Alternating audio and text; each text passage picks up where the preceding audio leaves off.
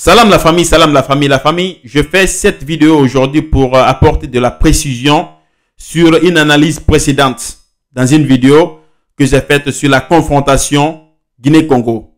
Et j'ai l'impression que les Congolais qui me suivent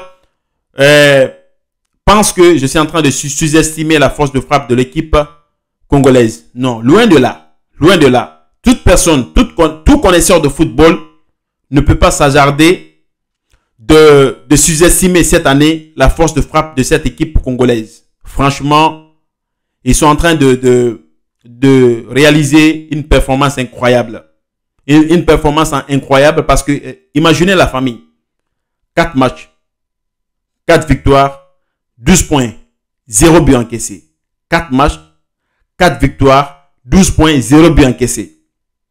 0 but encaissé. Donc, vous voyez, personne ne peut, aucun connaisseur de football ne peut sous-estimer la force de frappe cette année de cette formation congolaise. Elle est en forme, elle est en train de montrer.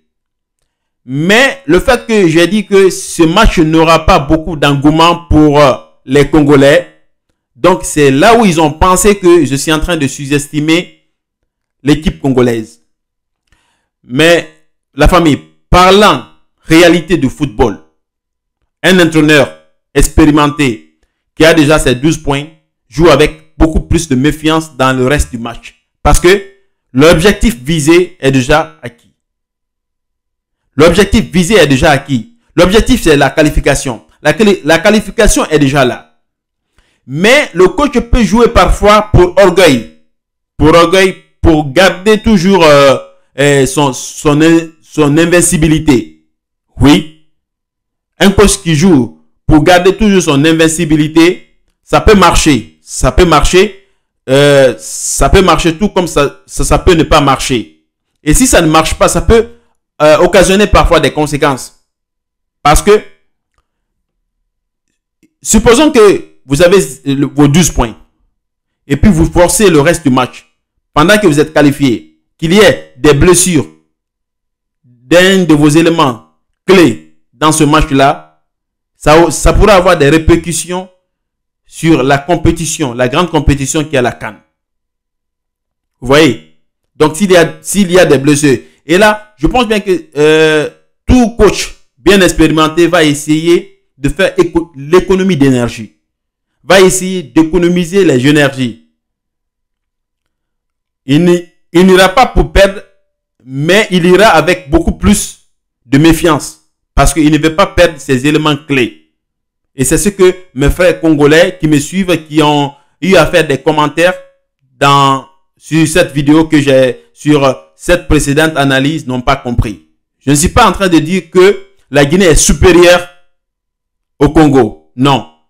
Et quand on se fie aux statistiques, dans les confrontations entre la Guinée et le Congo, pour le moment, le Congo a largement l'avantage. Parce que le Congo a beaucoup plus de victoires que la Guinée dans la confrontation de ces deux pays. Donc, on ne peut pas dire que la Guinée est supérieure au Congo sans qu'il n'y ait renversement de tendance. Parce que les tendances n'ont pas encore été renversées. Mais on peut dire quand même que dans ce match-là, la Guinée a beaucoup à perdre que le Congo. La Guinée a beaucoup à perdre dans ce match que le Congo. Parce que si la Guinée perd ce match-là et que la Tanzanie qui est le concurrent direct de la Guinée, parce que la Tanzanie qui vient à la 3e place, doit jouer contre l'Éthiopie.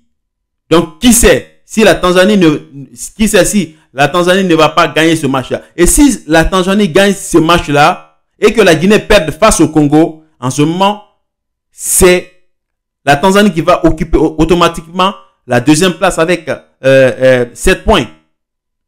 Et la Guinée aura toujours ses 6 points.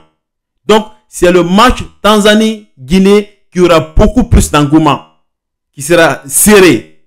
Donc, c'est la raison pour laquelle la Guinée, face au Congo, doit prendre toutes ses responsabilités face à une équipe qui est déjà qualifiée, qui n'a rien à perdre dans la compétition, qui n'a rien à perdre dans ses phases de qualification.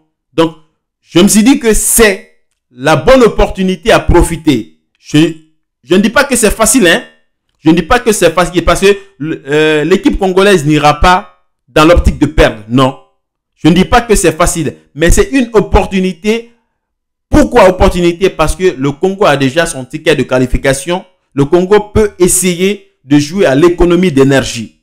Alors, pour mes frères congolais qui n'ont pas compris le sens de mon analyse, je parle dans ce sens-là. Je ne suis pas en train de dire que l'équipe congolaise ira pour perdre. Je ne suis pas en train de dire que l'équipe guinéenne sera supérieure. Malgré que c'est mon souhait en tant que Guinéen, je souhaite que l'équipe guinéenne soit supérieure sur l'équipe congolaise, mais je ne suis pas en train de dire ça. C'est ce que je souhaite, mais la réalité du terrain en est tout autre. La réalité du terrain en est tout autre. Mais parlant football, un coach qui a déjà ses 12 points joue avec économie d'énergie, joue avec plein de méfiance parce qu'il ne veut pas perdre ses joueurs indispensables.